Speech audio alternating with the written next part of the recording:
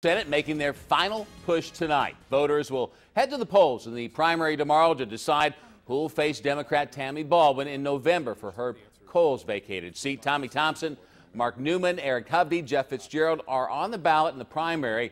Now, two of the candidates made a final campaign stop in Green Bay tonight.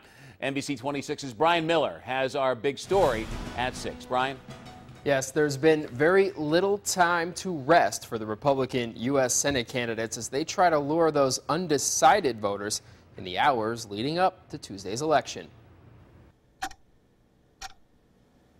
As the clock ticks towards Tuesday's primary, UWGB political science professor David Littig, a picture is worth 1,000 words, has a close eye on the race.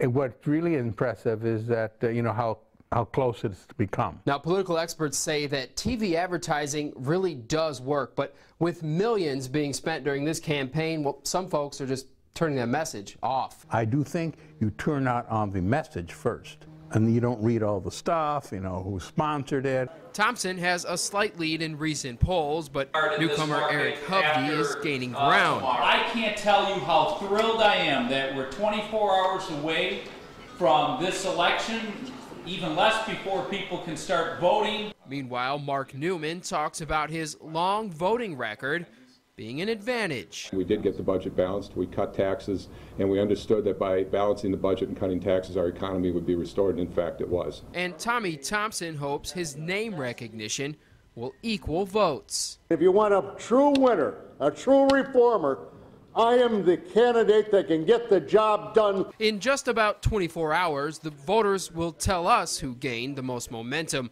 leading up to the primary.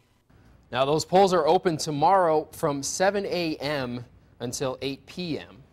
Now, Brian, there's been some talk about the Ryan factor, as the VP candidate. Could it have any impact at all in the Senate race? Well, it could. Actually, the political expert I spoke with today said there could be a little bit of a Ryan effect. Ryan is that young and upcoming face in Wisconsin politics, and they say Eric Hovde could be that person, so it could help him. Find out tomorrow night. All right, Brian Miller reporting. Of course, we have now